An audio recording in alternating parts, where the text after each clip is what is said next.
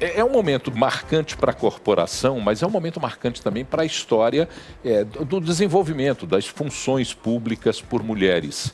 E os bombeiros, tradicionalmente comandados por homens, têm agora uma mulher no seu comando. Já é a 11ª entrevista sua no dia de hoje. E eu sei que você já respondeu 10 vezes essa pergunta. Mas como é que você encara esse desafio? A primeira mulher que comanda os bombeiros militares de Minas Gerais. Uma responsabilidade muito grande. Eu costumo falar que assumir o cargo de comandante-geral para qualquer coronel da corporação já é uma honra e uma responsabilidade muito grande.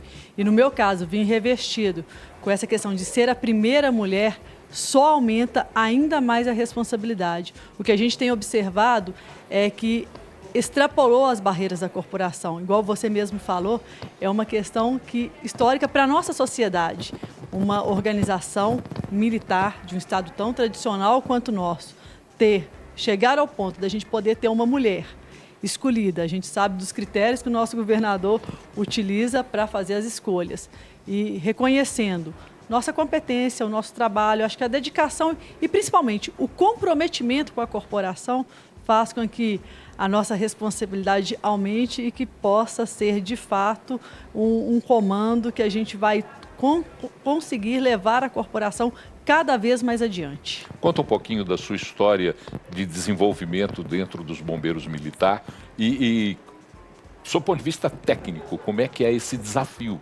Independente de ser a mulher, a Coronel Jordana, do seu ponto de vista técnico, como é que é o desafio no comando da corporação? Ótimo, então eu acho que levar por esse ponto técnico é muito importante. E aí eu acho que a formação, ela é fundamental. Contar um pouquinho da minha história, enquanto Corpo de Bombeiros Militar, ela se vai caminhando muito junto. Eu faço parte da primeira turma de oficiais com formação exclusiva de bombeiro.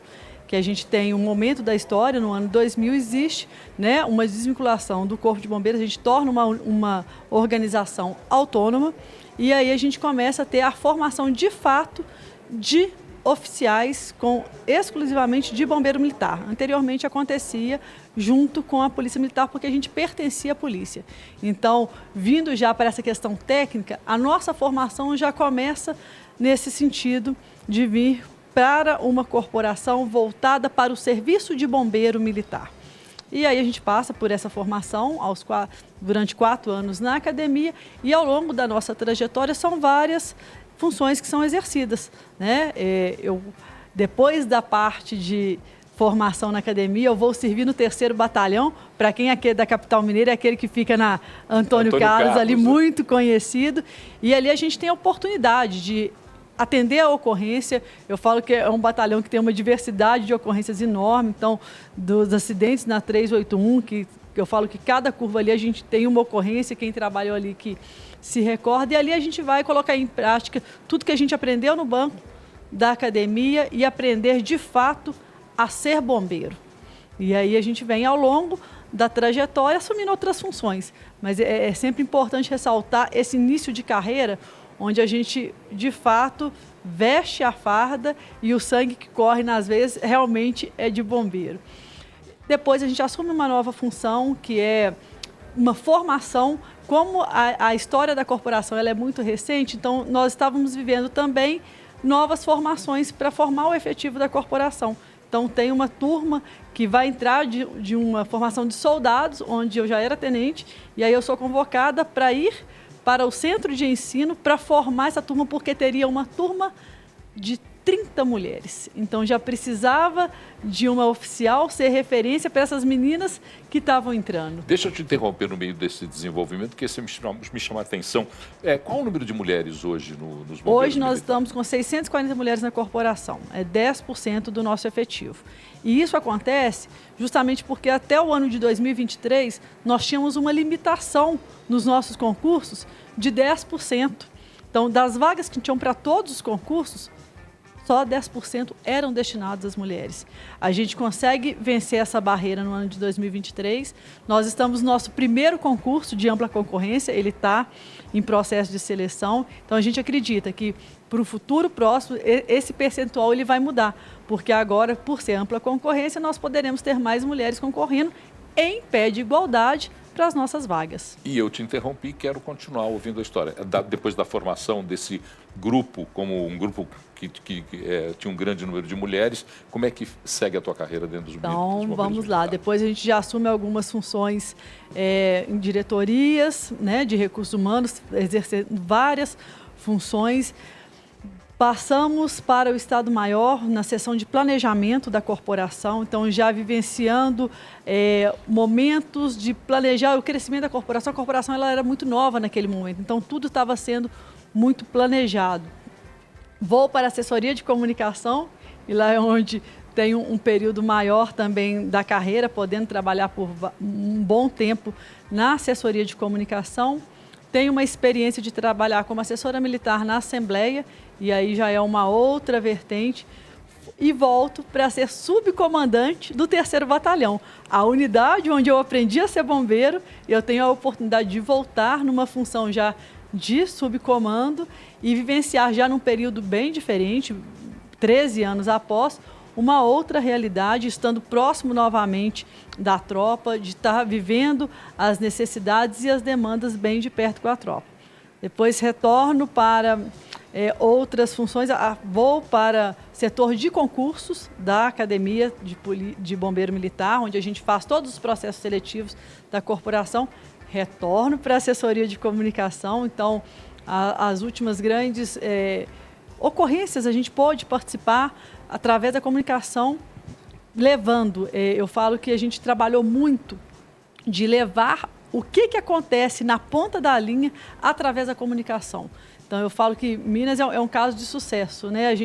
Essa relação que a corporação tem de conseguir mostrar o trabalho que é feito por cada bombeiro que está trabalhando todo dia no serviço operacional, através da imprensa, o serviço que a gente presta. E isso, eu acredito que é mais uma forma de salvar vidas, levando essa comunicação para a população de uma forma geral. Após a comunicação, já como oficial superior, assumo a chefia de gabinete do Comando Geral e com a promoção a diretoria de assuntos institucionais. Então, eu falo que sempre, em todas as atividades que eu estive ao longo da minha carreira, eu sempre pensei em como não me afastar de quem estava na ponta da linha, valorizando o serviço dos bombeiros e das bombeiras que todo dia entram de serviço para prestar um serviço de qualidade para a população. Os bombeiros militares de Minas Gerais tiveram uma chancela de protagonismo, infelizmente, na tragédia de Brumadinho, Mariana e Brumadinho. Foram chancelas duras para a corporação, para toda a população de Minas Gerais e do Brasil, mas duríssimas para a corporação. O que se aprendeu a partir daquela ação dos bombeiros? Eu falo que Brumadinho foi um grande aprendizado em todos os sentidos.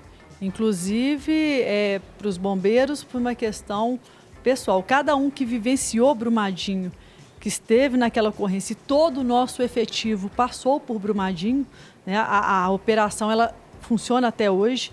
Então, teve um aprendizado. Institucionalmente, de planejamento, de operação, a complexidade da operação, a quantidade de outros atores envolvidos, toda a mobilização que teve que existir, principalmente naqueles primeiros momentos, nós fomos testados. A corporação ela foi testada naquele momento e nós provamos que tudo que a gente vinha fazendo de treinamento, de capacitação, de qualificação do nosso militar, ele foi colocado a serviço da população naquele momento e é onde a gente teve a evidência, né, de todo o nosso serviço. Mas eu costumo falar que a gente só conseguiu dar a resposta que nós demos em Brumadinho e em tantas outras ocorrências de grande vulto, inclusive em outros estados, outros países, pelo que os nossos militares fazem no serviço diário. É aquela ocorrência que acontece todo dia, em todos os nossos quartéis, que os bombeiros estão saindo para atender, seja um acidente automobilístico, um combate a incêndio, um salvamento. É esse serviço do dia a dia que forma um bombeiro qualificado para, na hora de uma ocorrência de grande vulto, ele ter condições de atuar e dar uma resposta que a sociedade precisa e espera da corporação. Nós vivemos um período chuvoso, que é sempre preocupante, particularmente pela condição geográfica de Minas Gerais e a precipitação de chuva. Nós temos depois o inverno, e aí nós temos as cidades históricas que correm riscos de incêndio. É sempre essa sucessão de preocupações. Como é que os bombeiros se preparam? Já estão agora nessa atuação e se preparam para o restante dessas circunstâncias e ocorrências que podem acontecer? Eu falo que antigamente, quando alguns anos atrás, era muito definido os períodos. A gente tinha o período chuvoso, de outubro a janeiro ali, depois vinha o período de estiagem, né, que a gente chama de fogo no mato, já em junho e setembro. Hoje em dia não, com a questão das mudanças climáticas, dos extremos climáticos, a gente percebe uma continuidade dos períodos. A gente tem momento, até pelo tamanho do nosso estado, que eu tenho uma região do estado tendo incêndio florestal e outra com enchente. Então, essa questão do tamanho do nosso estado, da diversidade dos extremos climáticos que a gente tem vivendo, impacta diretamente no nosso serviço. Qual que é o grande segredo? Planejamento. A gente tem se antecipado cada vez mais, verificado as nossas ações, o que tem sido ação de sucesso, o que precisa melhorar, e usando a tecnologia a nosso favor. Hoje nós temos várias formas de software que auxiliam isso para que a gente possa otimizar o nosso serviço cada vez mais. Então, acho que a palavra-chave para toda essa demanda que ela existe é planejamento e contar com os diversos parceiros e órgãos que compõem, né, todo o sistema para dar essa resposta à população. Certamente há preparação durante o seu desenvolvimento como bombeiro para assumir cada vez mais funções. Chegando agora, como comandante-geral, quais são os planos, quais são os diferenciais que a Coronel Jordana quer impor na sua atuação como comandante-geral dos Bombeiros Militar? O plano é dar continuidade ao nosso planejamento estratégico. A corporação ela tem um planejamento estratégico que a gente chama de plano de comando. Ele vai de 2015 a 2026. Então, a minha gestão, o meu comando, a gente pega o último biênio desse plano de comando.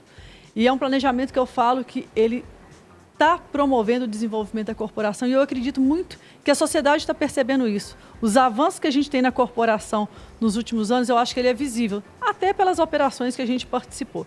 Então, é continuidade do que está dando certo, nós temos metas a serem alcançadas, a gente está trabalhando isso. Então, qual seria talvez o diferencial?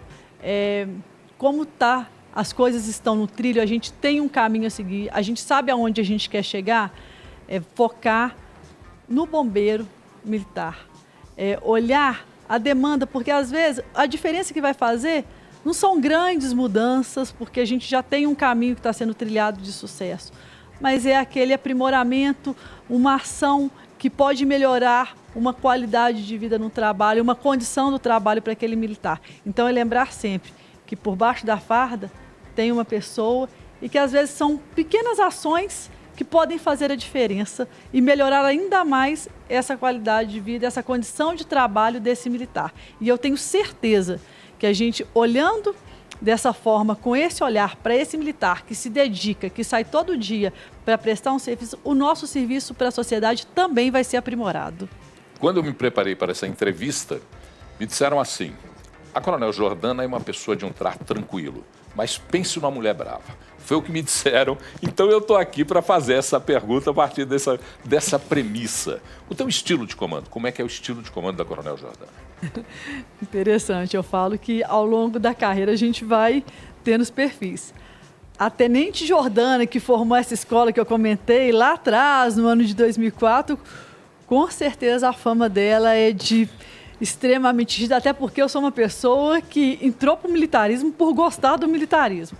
Eu acho que as bases de hierarquia e disciplina, ela é o que sustenta a nossa corporação. Mas eu acho que com o tornar mãe muda o coração, então, sim, eu acho que a firmeza ela é uma característica minha, que eu acho que eu não vou perder nunca, mas eu acho que a gente vai evoluindo e trazendo esse lado humano. Talvez esse possa ser uma evolução minha enquanto pessoa, que eu trago para a profissão e que eu coloco a serviço da corporação. Então, acho que o que eles podem contar é com alguém muito comprometido, com uma certeza que o trabalho de bombeiro, em qualquer área que seja, ele é feito em equipe desde as nossas guarnições, que é a nossa essência, que é a nossa razão de existir, até num comando, né? A gente trabalha em equipe, então ter a humildade que a gente não faz nada sozinho, que a gente vai precisar de todo mundo junto. Então eu acho que a gente tem, sim, tem uma certa firmeza, essa fama eu vou levar por toda a carreira, eu tenho certeza disso, mas eu acho também que tem esse avanço enquanto ser humano de olhar, né, essa questão de humanizar. Eu acho que é um militarismo humanizado que a gente consegue evoluir muito.